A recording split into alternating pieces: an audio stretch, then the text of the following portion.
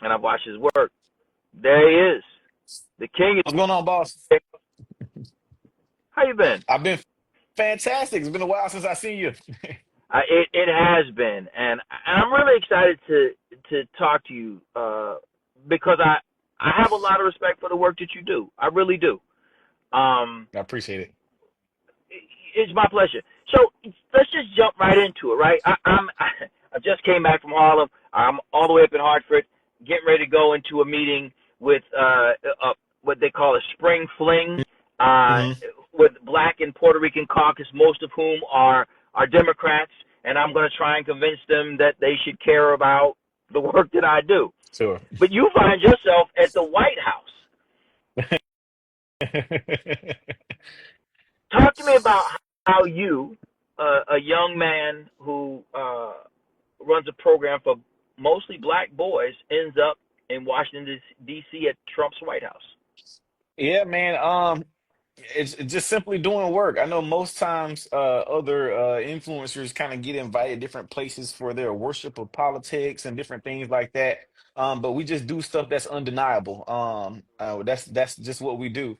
We don't have to parry any talking points. We don't have to, scratch what we don't inch. We don't got to dance when we don't like the music. So that's what we do. We simply work with young men, and it's just become undeniable to a point where how can you not recognize what we're trying to do, especially here in the city of Albany, Georgia, where poverty is extremely high. We're one of the poorest cities in the country. So how can you not recognize what we're doing for Black boys in particular, but all boys in general? How can you not recognize that and not recognize that this is something that's needed everywhere? So that's what we get invited places for because we do work, not because we making podcasts or not because we doing any of that. It's just simple work that we're doing here in the city of Albany, Georgia. Where did this bootstrap mentality come from?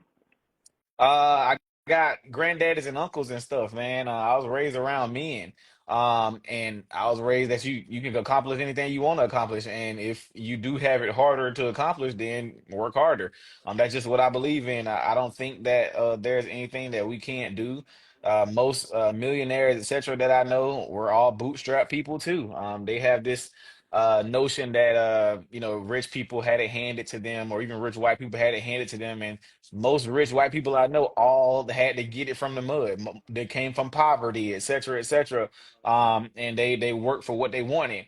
Not that anybody handed them anything. They just simply worked for what they wanted. A guy I know with one of the biggest insurance companies in the country only graduated high school, and his parents were poor, and he was a bus boy, busting tables and stuff like that. And he ended up, a millionaire and got jets and all that jazz. Another guy I know, a rich guy worth 25 million, but he was eating roadkill as a child with his parents because they was that poor. So from hearing stories like that, or even going to Africa, I've been to Africa and I've watched children there outwork most adults here in America. And most of their dreams are to get where we at, get over here to America. And so here we are in America with places to sleep, Wi-Fi, phones, etc., food, water, and we claim we got it hard. I just feel like somebody somewhere has it worse, and I believe that if we try to get ourselves out of our condition, we can do that, even if it was somebody else's fault.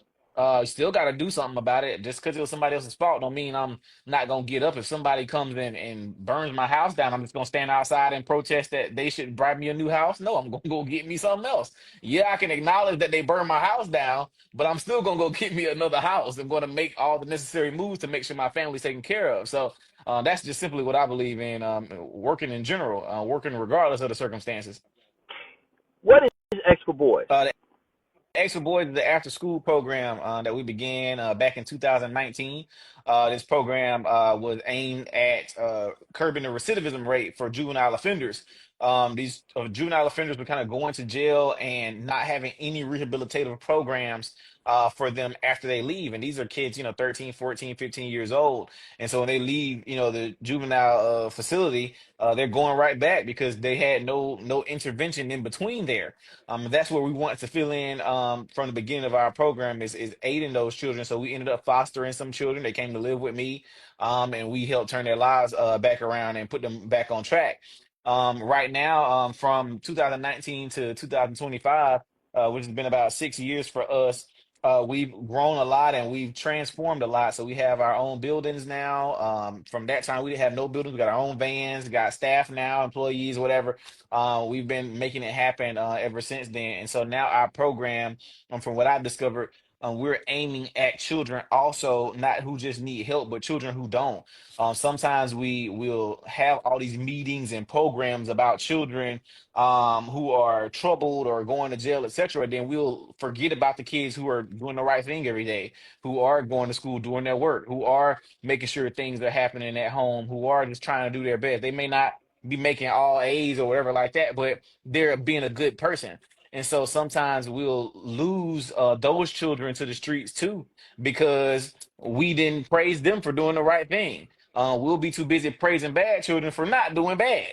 And we having programs because, oh, they didn't be bad today or they didn't go to jail today. So let's throw them a big party and extravaganza. Well, what about these kids who were every day doing what they're supposed to be doing? And so that's what I've been aiming at lately. So I've been going to different schools and recognizing those kids who are simply doing the right thing. And so for us right now, we're trying to create an atmosphere where it's cool to do the right thing, because it's cool to go, hop into gangs, et cetera, or when you're younger, nobody ever gets a treat, but the bad kids get a treat because they was good today, and you like, dang, well, maybe I should be bad and get some attention, as a child. So that's what we're trying to aim to do now, is we're also getting those children who are just simply doing the right thing. And we're rewarding them for that, field trips, whatever, giving them things that they ask for. If their parents can't afford it, they deserve it. If doing good comes with good rewards. And that's what they should see, because as an adult, when you do great things, you get good rewards. And so sometimes that may not happen as a child because your parents may not be able to afford it, etc. But we need to let them know that as a child doing good things, you can get rewards, because when you're an adult, you want to continue doing good things so you can get those good rewards, good things and good consequences. What are some of the biggest obstacles that you've confronted to starting your program? Um, Probably getting people to believe in it at first. I started a program when I was 19. So trying to tell, people that I was trying to teach boys how to be a man at 19 years old, was quite perplexing to a lot of people, but we ended up doing it and flourishing with it. So eventually we were able to, get on our feet. But also we just dealing with parents. It's a new day where people don't want you to like discipline their children and different things like that. Just recently I'm coaching my son's baseball team, and we just finished the season. But I was coaching my son's baseball team, and one of the kids got disrespectful with his mom. I got onto him about that or whatever, and his dad got upset with me for getting onto him. I'm just like, so you'd rather him disrespect his mom in front of everybody and me not get on to them? But just this is the new age we're living in, because I purposely put my sons around men, who I think have their best interests at heart, but also for them to understand that I'm not the only authority figure that you have to listen to. There's other men, that you need to listen to. Of course, after I vet them and stuff like that, like their boxing coach or whatever like that, I have other men around them purposely, because I don't know everything. And so if you get a little bit of everybody, get the good out of them, you could become a better young man. But I was raised with men around me, and if I got in trouble, my football coach, he got on us, he got our butt, whatever. Like if my mom came and said we got in trouble at school, hey, he was on your butt, that's how I was supposed to be. And so I even had to tell my kids, boxing coach, I was like, listen, I'm like, you ain't got to do my sons like all the other kids. You ain't got to try to be nice and all that. If they over here doing something stupid, you get on their butt just like I would. Like you get on their tails just like I would. I trust that you a good person, that you're not gonna do nothing to hurt my children. You love them to death. Get on their butt. So especially when I'm not around, because they love to do this thing where they not fully performing, when I'm not around. And I'm like, no, you need to perform regardless. Character is who you are when nobody's looking. And for a child, character is who you are when your parents not watching. So, So go ahead. so just stay there, because I want to come back to that in a second. But I want to stay on this place where there are people who make your job difficult. Hmm. Many of them are the very people you're trying to Yes. help.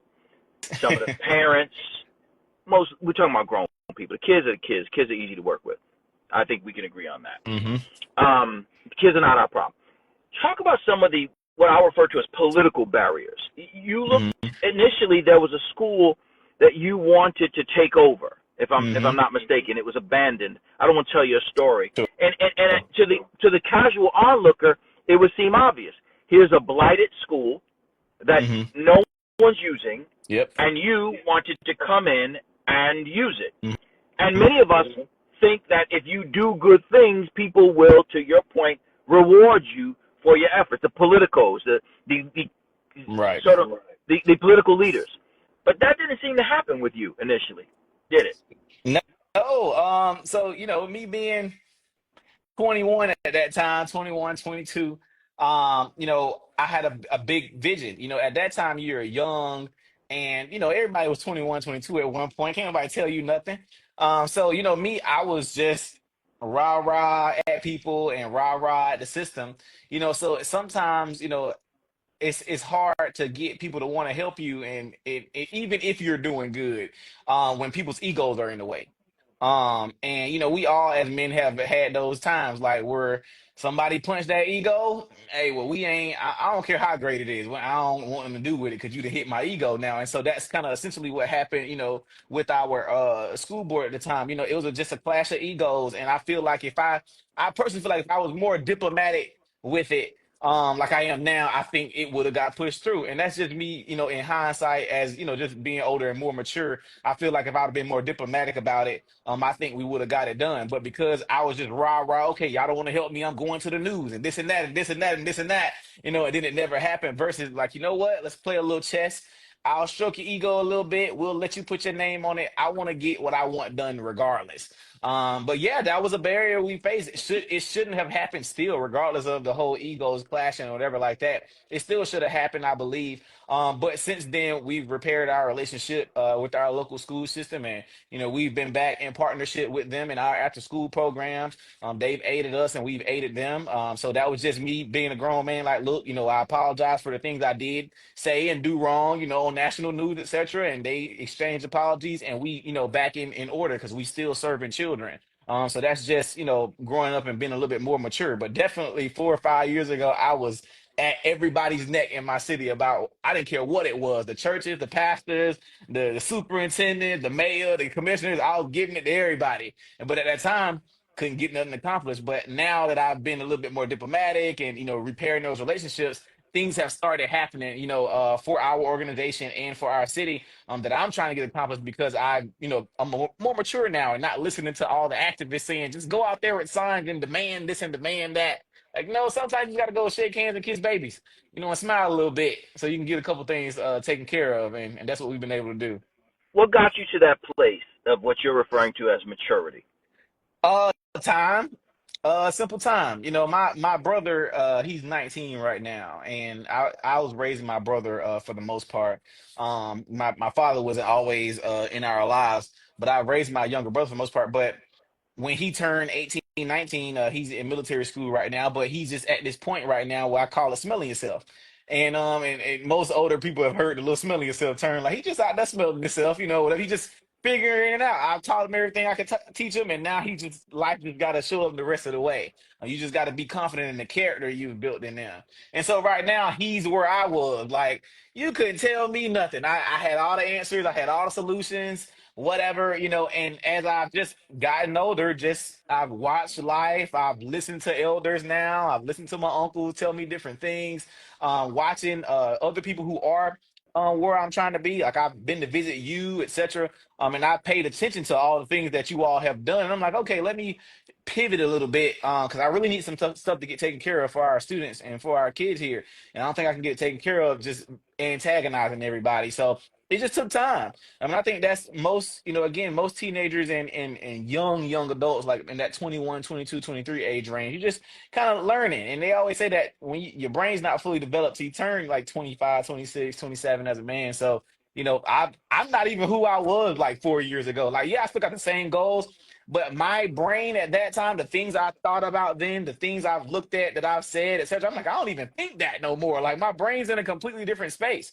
It's just growth, and you should be ever evolving. I tell people that all the time. You should be able to say I was wrong, or you should be able to say I've changed my mind. We struggle with that as people, not just being able to say that we was wrong, or I grew, or I could have did some things different. But sometimes we'll get stagnant because of that. We don't want to say that I've changed my mind or I've grown as a person. No, I've grown. I'm not the same person I was a couple years ago. I think a lot of different things now. The goal is still the same, the visions are still the same, but how we going about it is a bit different. But it just took some time. I think that's what it takes for most people. It's a little time.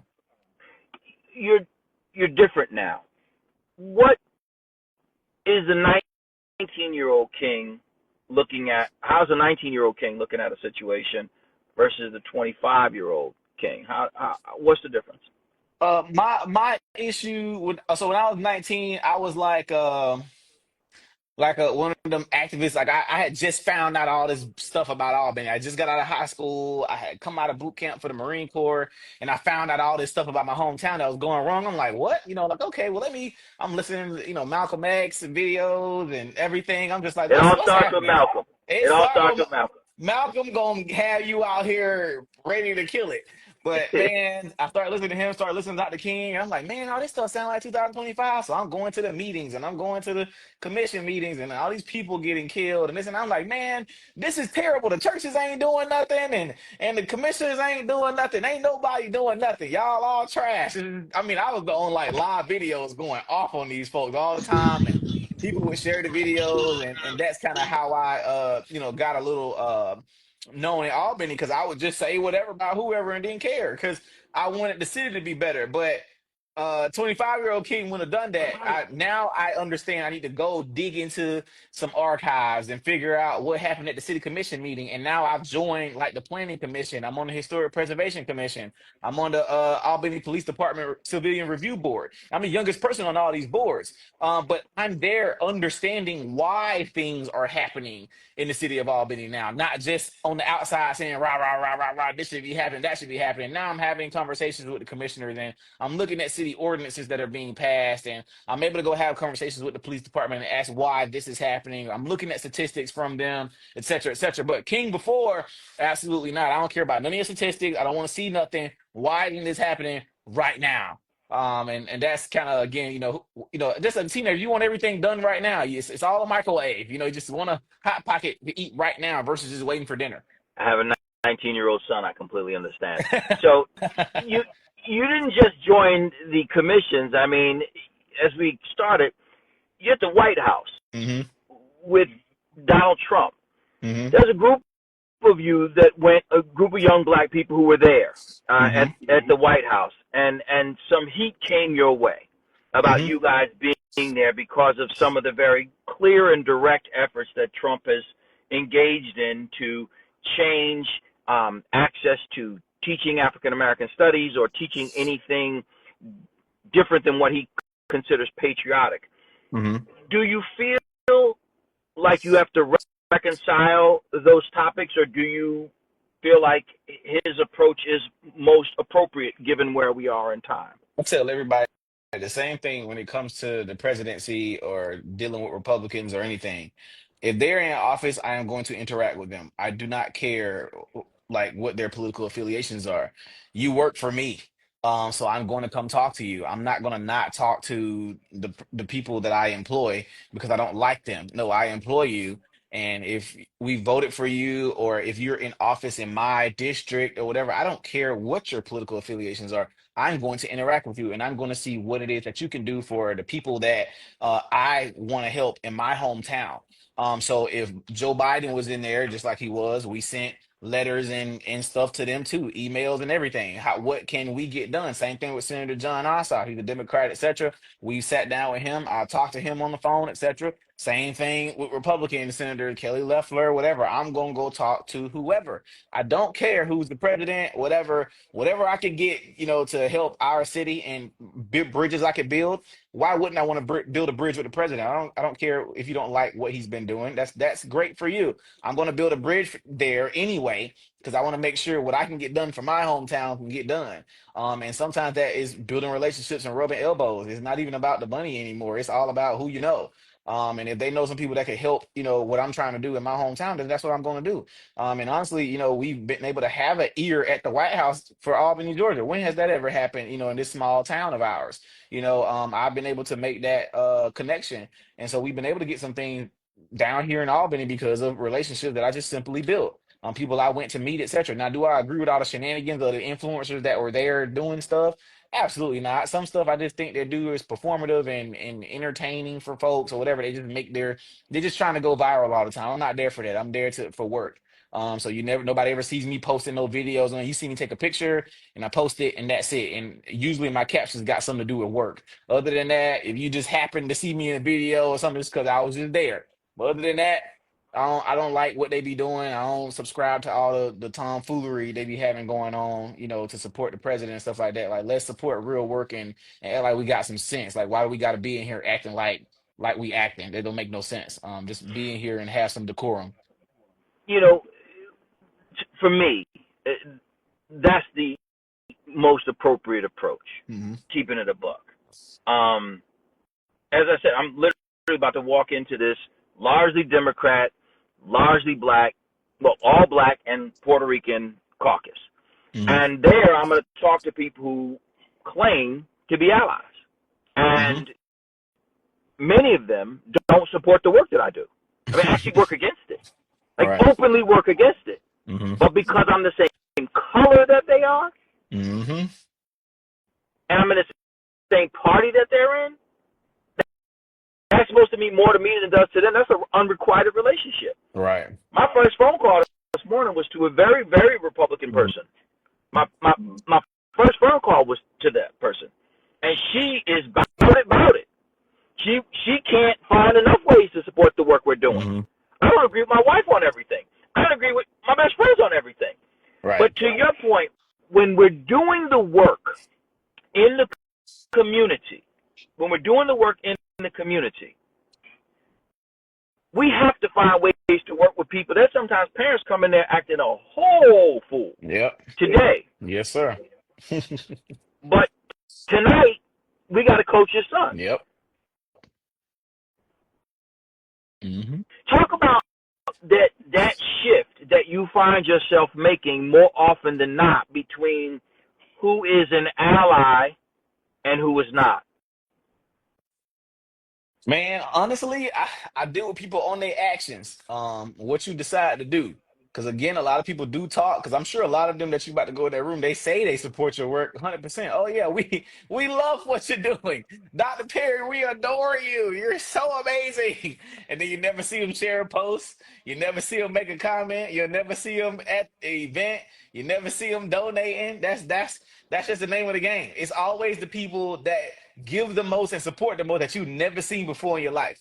The people who give the most to this small town organization are people I have never met. My board is comprised of people that I have never met. Maybe two of them came to fly down. But why do people from everywhere else support something that benefits you more than anything, more than you do? So that's just the name of the game. That's scriptural. That the Bible said the prophet is hated the most in his hometown. So that's just I just feel like, when you're moving correctly, some of those things are going to happen. And that's just biblical. Some stuff I kind of just think is going to happen. It kind of, gives me clarity that I'm moving in the correct manner because some of that negative stuff is supposed to happen. Everybody ain't supposed to support what you're doing because usually when somebody's all in full support of what somebody's doing, they probably up to no good. They probably up to some BS. So you definitely I'm looking for a little negativity sometime. Like anytime something major is happening for our organization, I'm waiting for that little bad thing on the back. Because I know I'm truly trying to do something good. I mean, Jesus had to deal with it, so why who I think I am to think I'm special to not have to deal with no negativity. So I, them naysayers are definitely gonna be there, and that's how I deal with them, man. However I need to deal with them, that's how I deal with them. As long as ain't nobody doing nothing directly to hurt me, I don't need you to help. That's fine. You can not help, and just not hurt me. That's it. But if you're trying to do anything to like actually hurt or harm the organization, then I gotta deal with you in a different way. But other than that, most of it is just this or whatever like that, and that's totally fine. I don't mind people running their mouth. You just giving publicity because usually every time somebody's saying something negative about what I have going on, most people just come find who I am. And I've been able to control my own narrative through social media. So when people come find us and find what I'm doing, they're like, how can you hate this guy? What is he doing that you don't like?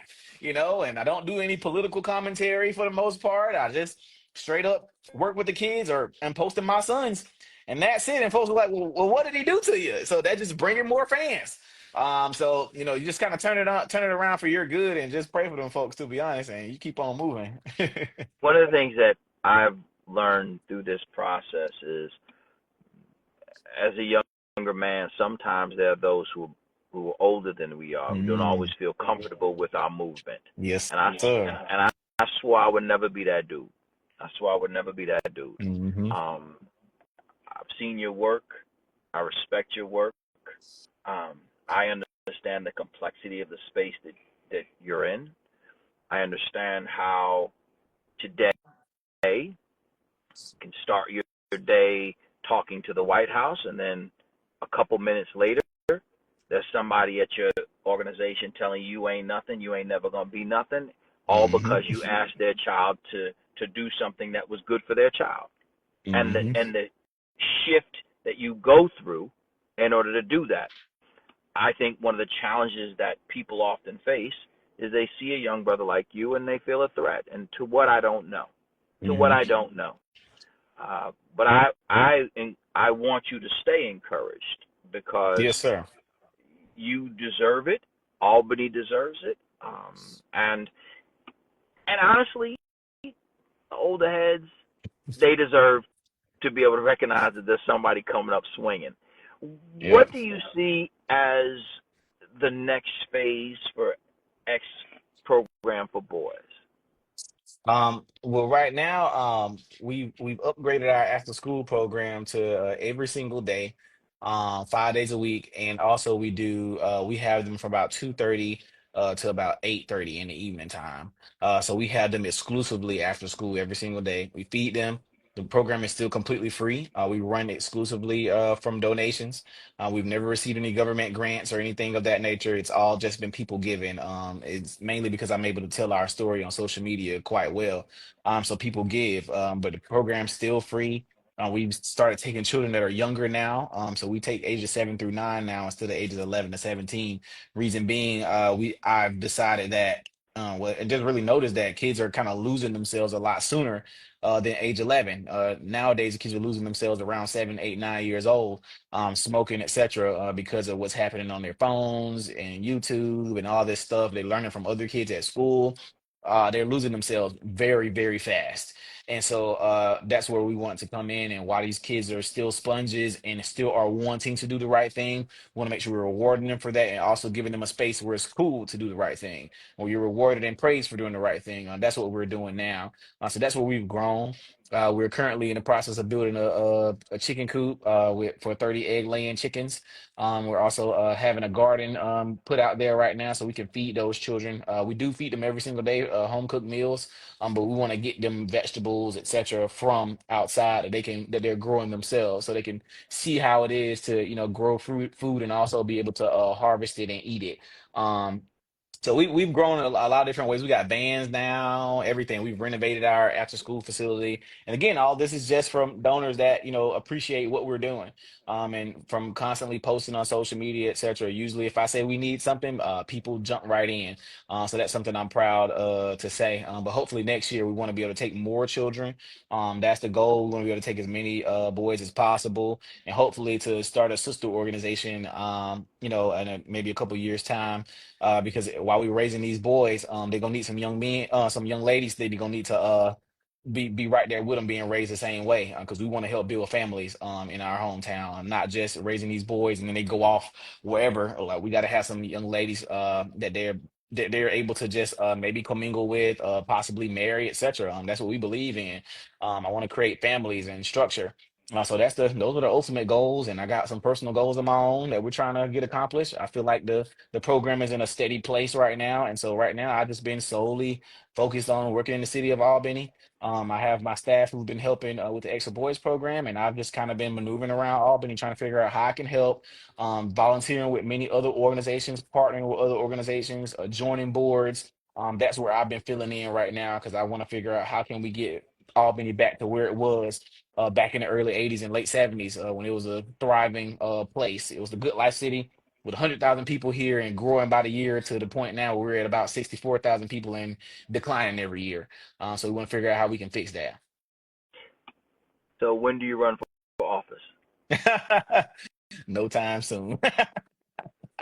I've been able to make a lot of change just on these different boards and partnering with many people in the city of Albany. It don't even need to be in office anymore, man. Just making building relationships and building and having resources, to be honest. That's truly it. I appreciate your time, young man. I really Yes, do. sir. I gotta And come see you again too. yeah, you do. Hey, man, we cooking out on the 4th of July, so you are welcome. Bring your Ah, people. I can't come on the fourth. I got a family reunion I'll be All at in right, well, Alabama. well, next 4th, but we gonna come between them, man. Yeah, You know, absolutely. I support your work. I I truly appreciate do, it. and I want to see you continue to win.